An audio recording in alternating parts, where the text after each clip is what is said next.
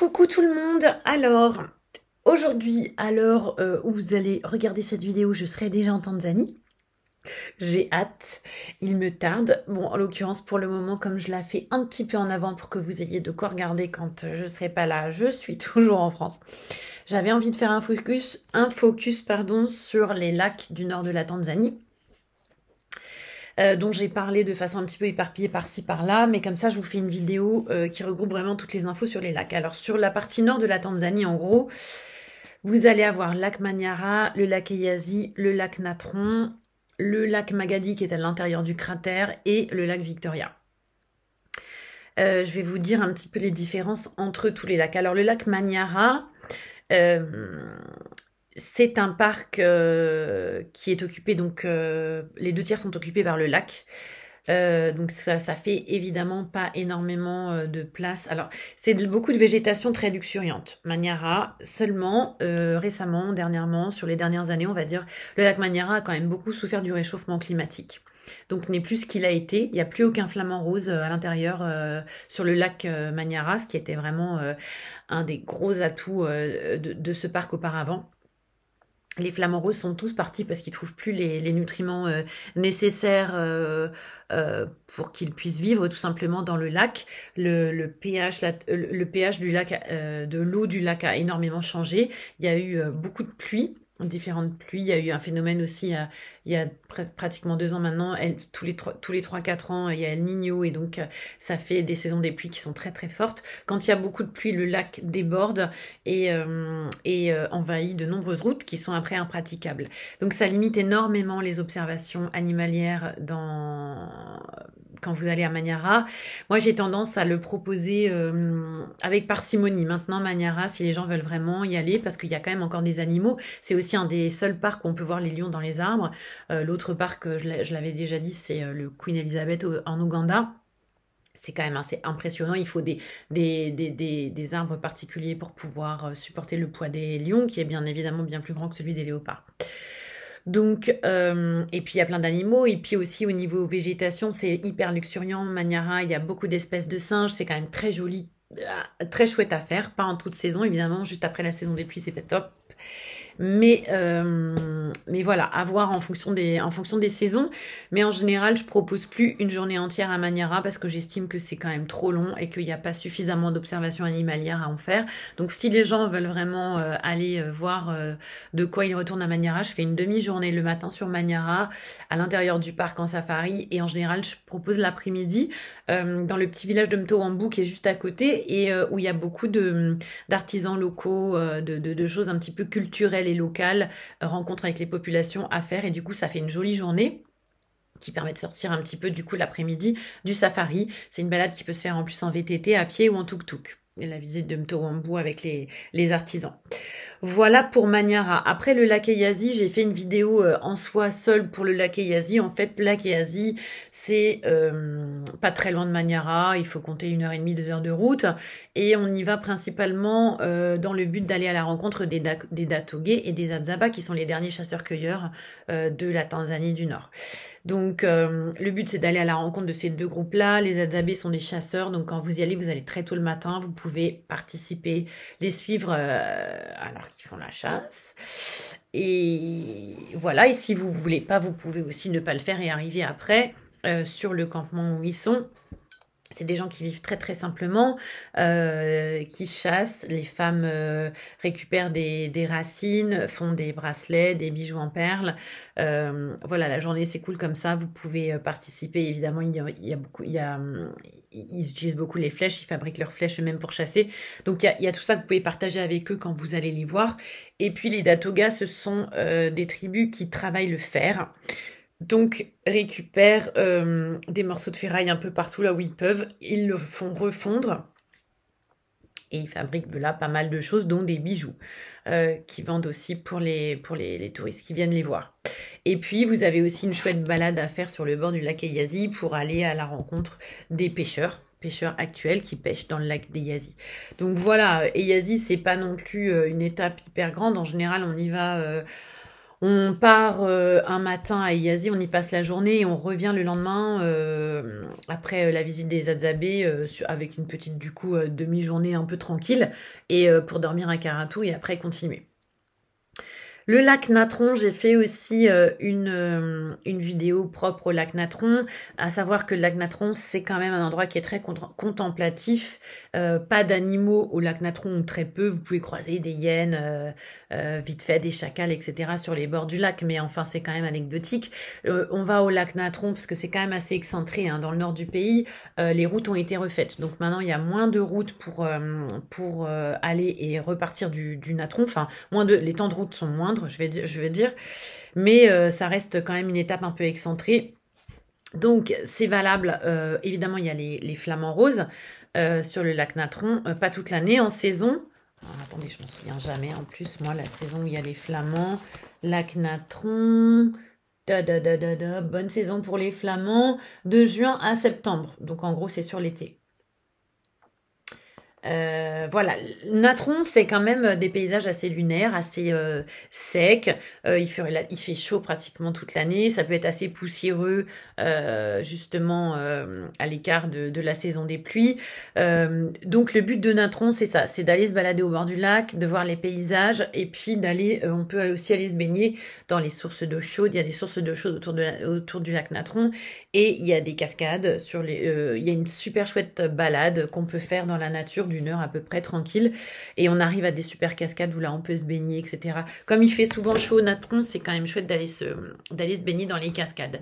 Donc voilà, le Natron c'est vraiment contemplatif. Il y a des gens qui adorent complètement ces paysages comme ça un petit peu lunaires. Si vous n'êtes pas très paysage et que vous allez en Tanzanie vraiment pour de l'animalier pur et dur, je vois pas un grand intérêt à aller au Natron. Voilà, ça c'est dit.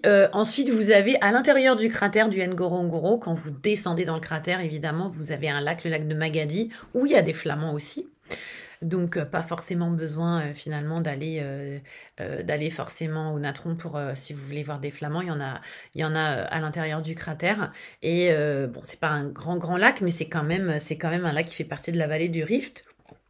Et qui est à l'intérieur du cratère, donc imaginez-vous, c'est sûr que les paysages sont quand même assez magiques. Déjà, les paysages du cratère, vous avez une route panoramique. Quand on descend dans le cratère, vous avez des points de vue particuliers où vous pouvez admirer le cratère qui se dévoile vraiment devant vous, faire des photos magnifiques et magiques. Et à l'intérieur, avec ce lac de Magadi, effectivement, c'est un endroit où on peut voir sur la même photo, je vais dire, plein d'espèces différentes. On peut voir des rhinos qui viennent boire, on peut voir des hyènes, on peut voir des chacals, on peut voir des lions, on peut voir des éléphants. Bon, le cratère, c'est un petit peu le clou du spectacle. Moi, je le mets souvent en fin de voyage pour faire la boucle parce que c'est quand même génial de terminer par le cratère. Donc voilà, vous avez le lac de Magadi à l'intérieur du cratère. Et pour terminer, vous avez évidemment le lac Victoria, qui est le plus grand lac d'Afrique, lac d'eau douce. Alors, le lac Victoria, il est aussi un peu excentré. Il est à environ 2h, 2h30 de route de Seronera au Serengeti. Donc en général, si on veut aller jusqu'au lac Victoria, on cale 1 ou 2 nuits au Serengeti avant et au minimum une nuit après pour couper un petit peu la route. C'est ça que j'avais dit. Oui, c'est ça, 2h30 de Seronera et 4h de Musoma. Donc, l'étape du lac Victoria, pareil, c'est plutôt une étape contemplative ou alors pour se reposer. Il y a des chouettes hôtels vraiment en bord de lac où on peut se reposer. On peut aller faire du canoë, de la promenade à pied autour du lac, mais principalement, c'est des activités assez tranquilles et c'est plutôt contemplatif, un petit peu comme le lac Natron. Voilà, en gros, de façon un petit peu condensée, les différents lacs et les différentes activités. Alors, Manyara, j'ai oublié de le dire, mais vous pouvez faire du canoë sur le lac aussi. Lac Magadi, non. Et puis, non, je pense que c'est tout pour cette petite vidéo qui récapitule et qui vous fait un condensé des lacs du nord de la Tanzanie. Ben voilà, je vous fais une deuxième vidéo que je programmerai aussi pour la deuxième semaine où je serai absente. Et voilà, j'espère que ça vous intéresse toujours. Et si vous avez bien sûr des thématiques que j'ai pas encore abordées, des questions, j'avais envie de faire une vidéo avec les questions un petit peu récurrentes que j'ai des clients sur l'Afrique, sur le safari, qui sont un petit peu générales. Dites-moi si ça peut être intéressant. En tout cas, n'hésitez pas à me faire passer vos idées. Vous avez les liens pour acheter mon livre si vous le souhaitez dans la description et à la fin de cette vidéo. À très vite et merci. Coucou tout le monde. Alors aujourd'hui, je vais faire une vidéo un petit peu différente. Je vais laisser un petit peu les safaris en toile de fond et je vais parler un peu plus des animaux et en fait je vais vous parler un peu plus de ma façon à moi de servir les animaux et de m'y attacher. À l'heure actuelle, je sais pas ce que j'ai, je suis en mode de très très militante. Déjà avec tout ce qui se passe à l'heure actuelle dans le monde, au niveau enfin tout ce qui dégueule quoi. En fait, on peut vraiment dire ça comme ça à l'heure actuelle au niveau des médias et les prises de parole des femmes. Je sais pas si certains de vous ont vu le reportage Netflix sur l'affaire Bertrand Cantat, mais moi ça m'a sidérée et je trouve ça incroyable la libération de la parole qui est à l'heure actuelle et j'espère que ça va continuer comme ça. Mais le bilan est que ça dégueule de partout et qu'on commence à savoir un petit peu tout ce qui s'est passé et qui a été tous ces gens qui ont été protégés dans le monde. Et si c'est comme ça au niveau des humains, je préfère pas trop savoir plus de des abus qui sont au niveau des animaux, mais au-delà de ça, ce dont j'avais envie de parler dans cette vidéo, c'est de la majorité des gens que je vois qui commentent des... Bon, pour vous donner un exemple, parce que sinon je vais pas trouver mes mots, je voyais un post sur Facebook récemment, là, sur un faucon qui faisait partie de je sais plus quel zoo, qui finalement s'est fait la malle au cours d'un spectacle. Voilà. Et donc, comme commentaire, évidemment, j'ai pas pu m'empêcher de dire, ben voilà, ce qui se passe quand on enferme des animaux sauvages qui n'ont rien à foutre dans des cages, dans des zoos, qui n'ont à aucun moment demandé d'être privés de leur liberté, qui ont des besoins naturels qui ne sont pas du tout respectés. Et j'ai toujours les mêmes genres de réponses quand je fais ce genre de commentaires et je les connais par cœur. Et c'est pour ça, j'ai l'impression que c'est quand je suis en mode un peu, j'ai envie d'aller boxer un peu. Je tends toujours la perche et à chaque fois je suis toujours sidérée de me dire mais ça n'évolue pas, les mentalités n'évoluent pas. À un moment je me dis mais est-ce que les gens vont quand même comprendre? Et donc j'ai toujours ce genre de ah bah oui, mais ce genre de commentaires complètement débiles. Ah bah oui, mais ils sont quand même pas malheureux, hein, on leur donne à manger, on leur fait des papouilles. Mais je suis désolée hein, de dire ça comme ça, mais pour moi c'est d'une bêtise sans nom.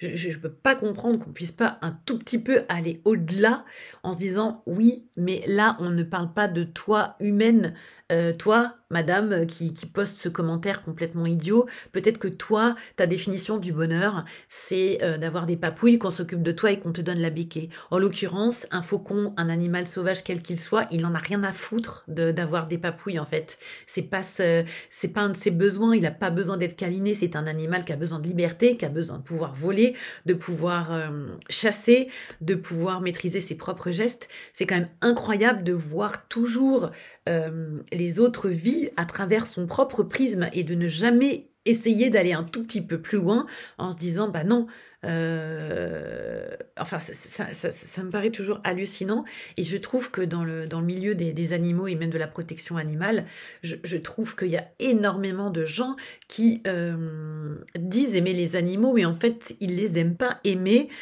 C'est pas faire à l'animal ce qu'on aurait envie qu'on nous fasse à nous, ça n'a rien à voir hein. Et même avec des chats, des chiens, des animaux domestiques qui sont proches de nous, les forcer à faire des câlins, les forcer parce que nous humains, on a besoin d'interaction, de câlins, de ci, de ça, parce qu'on est dans un désert affectif, et c'est le cas de beaucoup de gens à l'heure actuelle. C'est pas ça, aimer un animal. Un animal, il a des besoins qui lui sont propres. En l'occurrence, et au risque d'avoir énormément de critiques et de commentaires négatifs, et je m'en fous. Mais quand on aime un animal, on essaye un tout petit peu d'aller plus loin et d'aller voir quels sont les besoins de cet animal. Moi, je vis avec 3 chats. Je suis très team chat, j'adore les chats. Déjà, c'est un caractère particulier. Les chats, c'est un animal qui a besoin d'indépendance. Je vis à la campagne, j'ai la chance de vivre à la campagne, donc à aucun moment je ne me verrais enfermer mes chats à la maison, ne jamais les laisser sortir, parce que j'aurais trop peur qu'il leur arrive quelque chose. Je trouve c'est contre nature, mais totalement contre nature. Un chat a besoin de se connecter à la nature, a besoin d'aller... En plus, c'est des animaux qui adorent sortir la nuit. Ben moi, je vais vous dire que il y a des nuits où la fenêtre de ma salle de bain, elle reste ouverte toute la nuit, même en plein hiver, parce que je sais que mon chat, il pète un câble, sinon, s'il peut pas sortir à sa guise. C'est comme ça. C'est quand on décide de vivre avec un animal, il faut faire avec, ou alors on le fait pas. Mais si c'est pour imposer des règles et imposer un amour qu'on définit à travers le prisme de ce que nous on décide être l'amour, c'est pas ça, aimer. Aimer, c'est prendre en compte les besoins de cet être-là, de cet animal, et faire en sorte de pouvoir les combiner avec le sien. Alors, je dis pas qu'il faut faire... moi, j'ai tendance à en faire trop, effectivement, et je dis pas que c'est ce qu'il faut faire, mais j'ai tendance à être esclave, et je me fais violence. Des fois, je me dis, non, mais ça y est, ça va, ça suffit maintenant. Mais ça, c'est ma tendance à moi. Mais ce que je veux dire, c'est que j'ai vu encore une fois, dans les gens qui aiment les chats, soi-disant aiment les chats, en fait, ils ont tellement peur qu'il leur arrive quelque chose. Oui, mais ça, c'est la vie. Hein. Quand on a des enfants, on va pas les enfermer à la maison, les empêcher d'aller à l'école, d'aller chez les copains, d'aller sociabiliser, sous prétexte qu'il peut leur arriver quelque chose. À partir du moment où on est en vie, il peut nous arriver quelque chose. C'est la base de la vie. Donc, enfermer des chats, moi, je vois des gens maintenant qui font des bunkers carrément, quoi, des trucs à l'extérieur, grillagés de partout, comme ça, surtout, il peut pas s'enfuir.